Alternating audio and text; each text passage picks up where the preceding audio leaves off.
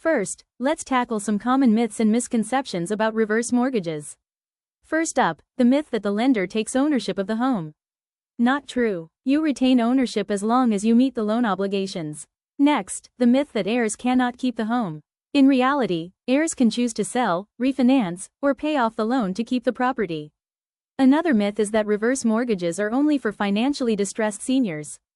In fact, many use them as a strategic financial tool for retirement planning. There's also the myth that borrowers can be forced out of their homes.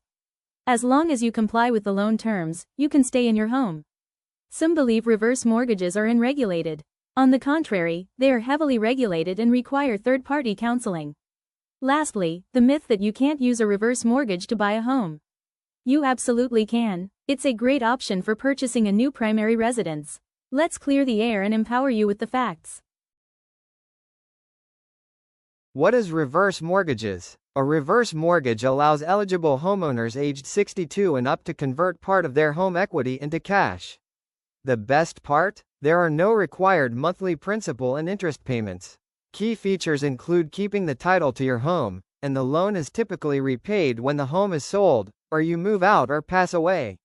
Plus, it's non-recourse, meaning you'll never owe more than the home's value. The benefits are clear. You can access your home equity to improve cash flow, pay off an existing mortgage, reduce monthly obligations, and fund various expenses. Alright, let's talk about the two main types of reverse mortgages. First, we have the Home Equity Conversion Mortgage, or HECM. This is the most common type and is backed by the FHA. It requires a minimum age of 62 and offers flexibility in how you receive your funds, such as a lump sum, monthly payments, or a line of credit. Then, there are proprietary reverse mortgages, which are not FHA-backed. These often cater to higher value homes and may have a minimum age requirement of 55, offering different terms and features. The major difference between them lies in their features. HECMs are federally insured and have a cap on the home value that can be considered, while proprietary options might allow for higher home values and different age requirements. Today, I am going to focus on HECMs because they are more common and widely used. Understanding these differences can help you choose the right reverse mortgage for your needs. When it comes to home equity conversion mortgages, or HECMs, there are several program options available to suit different needs. Let's explore these options. HECM Standard. This is the traditional reverse mortgage option that allows homeowners to convert a portion of their home equity into cash. It's designed for those who wish to stay in their current home while accessing their equity. HECM for Purchase. This program is designed for those looking to purchase a new principal residence using a reverse mortgage. It allows you to buy a new home and obtain a HECM in a single transaction, making it ideal for those looking to downsize or relocate. HECM Refinance. This option allows existing HECM borrowers to refinance their current reverse mortgage. It can be beneficial for those looking to take advantage of better terms or access additional equity. These program options provide flexibility and cater to different financial goals and living situations. Let's explore the eligibility requirements for a home equity conversion mortgage, or HECM. First up, the age requirement. You must be at least 62 years old to qualify. This ensures that the program is tailored for seniors looking to enhance their financial security. Next, you need to be a homeowner, as the HECM allows you to tap into your home equity. The property must be your primary residence, meaning you live there most of the year. This ensures the home is your main place of abode. Eligible property types include single-family homes, HUD-approved condominiums, townhouses, and some manufactured homes. A financial assessment is conducted to ensure you can meet the ongoing obligations, such as property taxes and insurance. Mandatory counseling is required to help you understand the program and make informed decisions. It's a great opportunity to ask questions and get clarity. Lastly, the property must be in good condition, meeting FHA standards. If repairs are needed, they may need to be completed before the loan is finalized. Understanding these eligibility criteria is key to determining if a HECM is right for you. Let's walk through the process and timeline for obtaining a home equity conversion mortgage, or HECM. Initial consultation. It all begins with a consultation to discuss your needs and determine if a HECM is the right fit for you. This is your chance to ask questions and get a clear understanding of the process. If both the borrower and property qualify, the next step is to submit a NEXA application so we can review your credit report. Counseling session. Next, you'll attend a mandatory counseling session. This ensures you fully understand the program and can make informed decisions. It's a great opportunity to gain clarity and confidence. Loan application. Once you're ready, you'll complete the application for reverse mortgage. This step helps assess your financial situation and eligibility.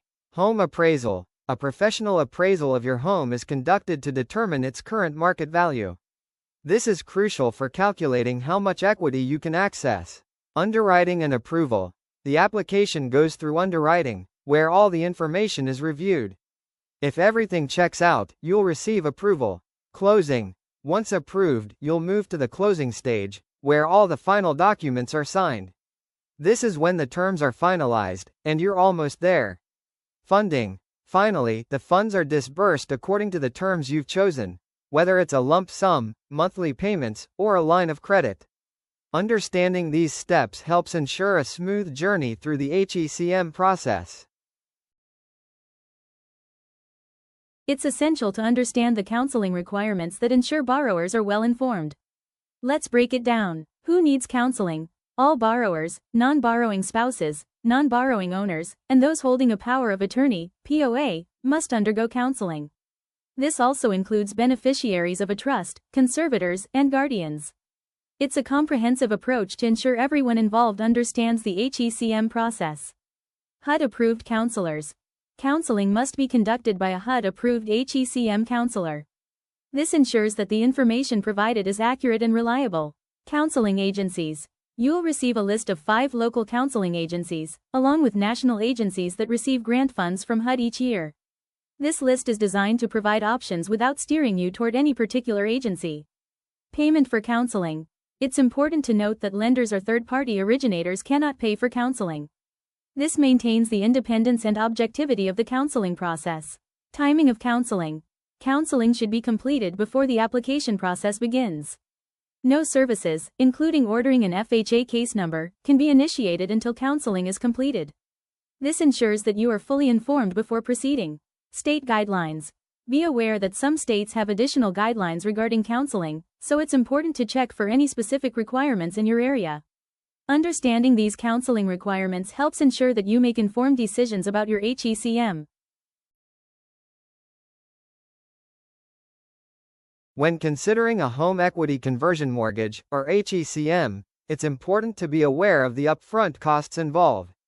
Let's take a closer look at these initial expenses. Money bag magnifying glass. Credit report. When the lender pulls your credit report, the fee for this service will be charged at closing.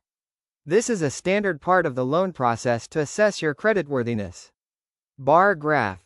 Counseling. As we discussed earlier, counseling is a crucial step in the HECM process. The cost for counseling typically ranges from $100 to $300. This fee ensures that you receive comprehensive guidance from a HUD-approved counselor. Brain briefcase. Appraiser. An appraisal is necessary to determine the value of your home, which affects the loan amount you can receive. The cost for an appraisal usually falls between $700, $800. This fee is essential for establishing the home's market value. Home upward trend. Understanding these upfront costs helps you plan and budget effectively as you move forward with the HECM. Let's dive into the loan disbursement options available with a home equity conversion mortgage, or HECM. These options offer flexibility to meet your financial needs. Lump sum. You can choose to receive all available funds at once. This option typically comes with a fixed interest rate, providing certainty and immediate access to your equity. Monthly payments. You have the choice between tenure payments, which continue for as long as you live in the home, or term payments, which are set for a specific period. This can provide a steady stream of income. Line of credit. Access funds as needed, with the added benefit that the unused portion may grow over time. In fact, if you don't use it, the line of credit may even double in about 12 years. This option offers flexibility and can be a great safety net for future expenses. Combination. Mix and match the above options to create a disbursement plan that suits your unique financial situation. This allows you to tailor the HECM to your specific needs. Understanding these options helps you make the most of your HECM and align it with your financial goals. Let's explore the wonderful benefits of a home equity conversion mortgage, or HECM, that can enhance your financial well-being. Financial flexibility and security. A HECM provides you with the flexibility to access your home equity in a way that suits your needs. Whether it's a lump sum, monthly payments, or a line of credit, you have the power to choose how to use your funds. This flexibility can offer a sense of security, knowing you have resources available for unexpected expenses or to enhance your lifestyle. No monthly mortgage payments. One of the most appealing benefits of a HECM is that it eliminates the need for monthly mortgage payments.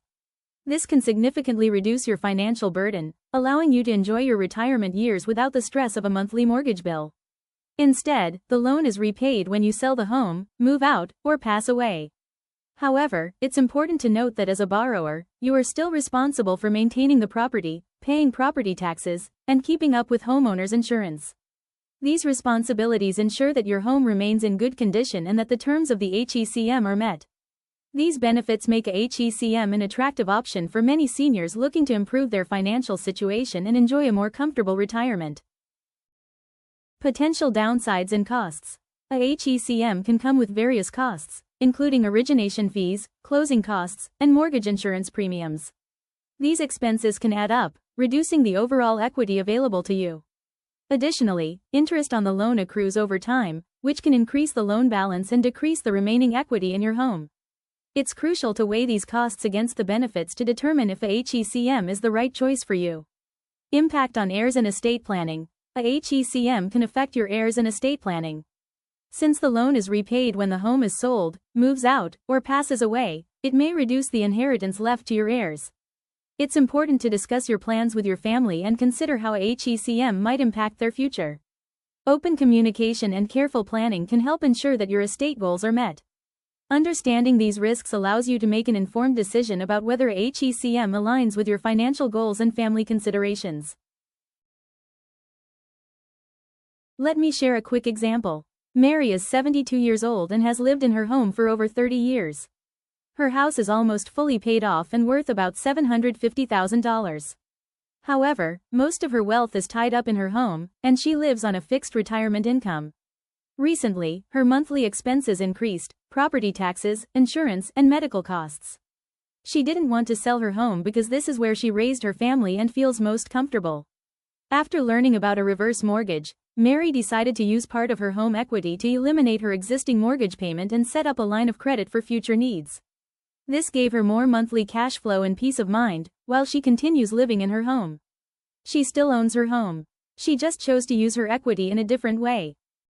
Let's dive into some frequently asked questions about home equity conversion mortgages, or HECMs, to clear up any uncertainties. What happens to my home when I pass away? Heirs have options. They can choose to sell the home, refinance the balance, or pay off the loan to keep the property. The loan is non-recourse, so they will never owe more than the home's value. Do I still own my home with a reverse mortgage? Absolutely. You retain ownership and remain on the title as long as you meet loan obligations, such as paying property taxes and insurance.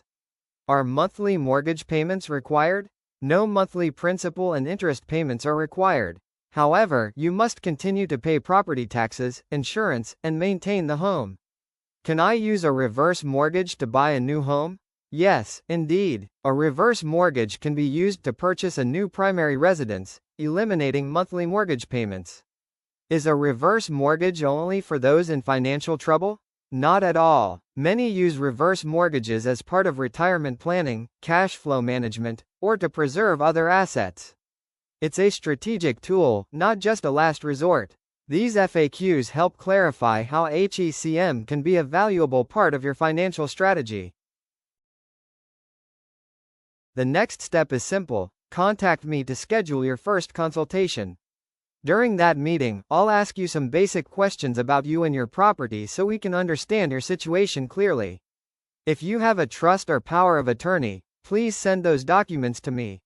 The lender's legal team will need to review them before we move forward. Thank you for listening. Do you have any questions?